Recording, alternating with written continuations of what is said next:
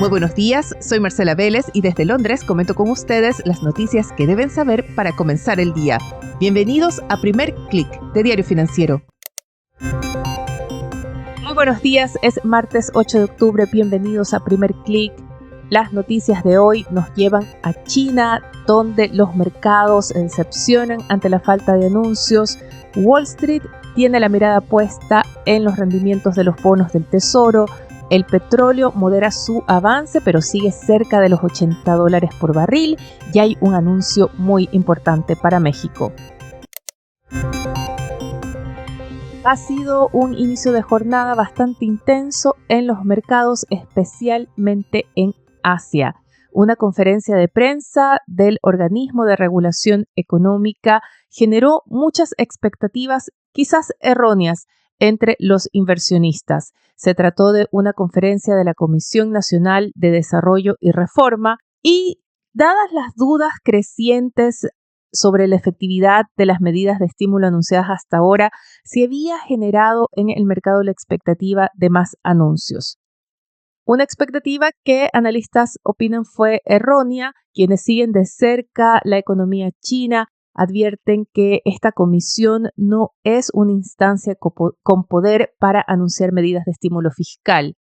Sin embargo, el mercado no lo entendió así y la falta de anuncios nuevos de medidas que apunten a reactivar el consumo, que es el eslabón más débil, decepcionó profundamente a los mercados. Vimos que el Hang Seng, las acciones chinas que se cotizan en Hong Kong, cerraron con una caída de 9,4%.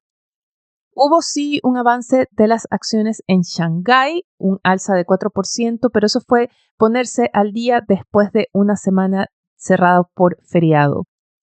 Recientemente han habido reportes de que se han acelerado las ventas de departamentos, que hay cierta reactivación en la demanda inmobiliaria después de medidas como reducir las tasas de los créditos hipotecarios, más líneas de financiamiento para las inmobiliarias, pero estas ventas han ido atadas a fortísimos descuentos y todavía no se ve esa reactivación que lleve a ajustar al alza las expectativas para China.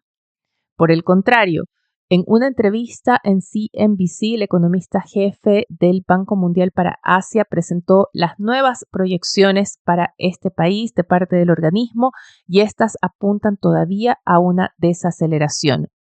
El economista explicó que si bien las medidas anunciadas hasta ahora han llevado un ajuste ligero de unos 30 puntos base en el crecimiento esperado para este año, a 4,8%, este sigue debajo de la meta de 5% y para el próximo año se anticipa una expansión de 4,3%. Esta idea de la falta de un estímulo que ayude a acelerar la demanda en China golpea a los commodities. Vemos que el cobre pierde más de 2% en Londres y también, muy importante, lo hace el petróleo.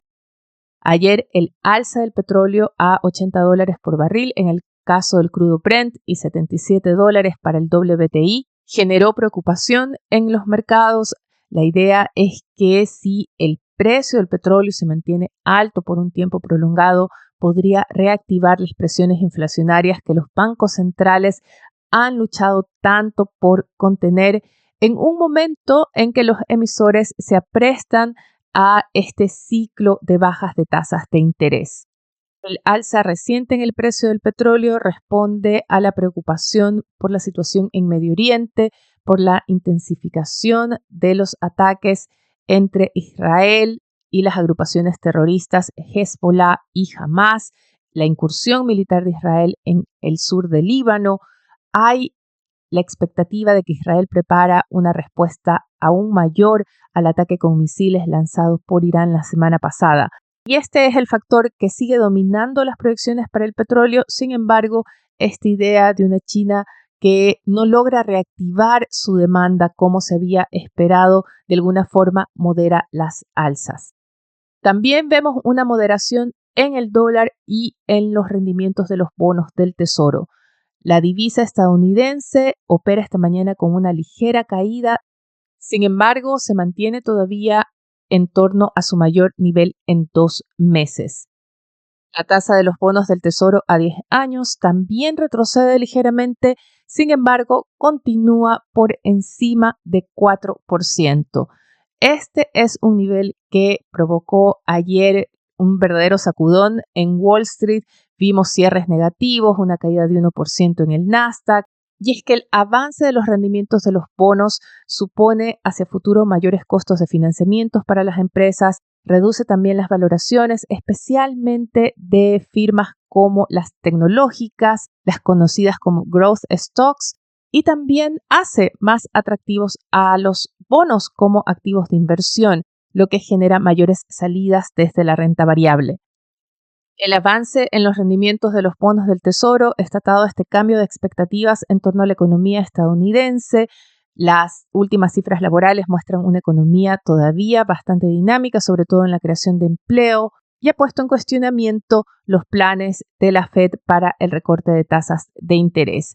Ayer, sin embargo, el presidente de la Fed de Nueva York, John Williams, se mostró confiado en que se va a avanzar con 2 recortes de tasas de 25 puntos base cada uno en lo que resta del año, y también confiado en el famoso aterrizaje suave.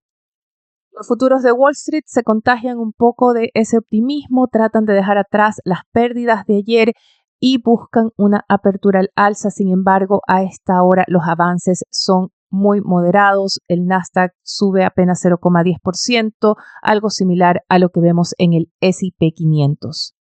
En la agenda para hoy no hay eventos económicos que puedan generar mayores cambios en las apuestas en torno a la economía o a los movimientos de la Fed. Destaca la presentación de los datos de balanza comercial de Estados Unidos, también una conferencia muy importante de General Motors con sus inversionistas, donde va a presentar sus planes para sus autos tanto a combustión como eléctricos.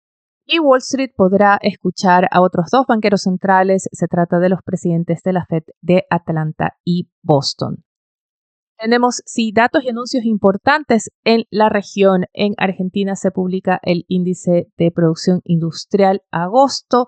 En Chile se publican los datos de inflación a septiembre. El mercado está previendo que va a haber un alza mensual del índice de precios de 0,3% y que la inflación a 12 meses podría llegar a 5%.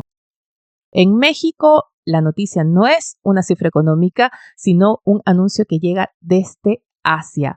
Foxconn, uno de los principales proveedores de Nvidia, anunció esta mañana que va a instalar en Guadalajara la mayor fábrica de servidores para inteligencia artificial que se haya instalado en el mundo. Se trata de una fábrica que va a ensamblar los servidores Blackwell AI, son los servidores de inteligencia artificial que ofrece Nvidia y sobre los cuales esta empresa ha dicho que la demanda es de locura.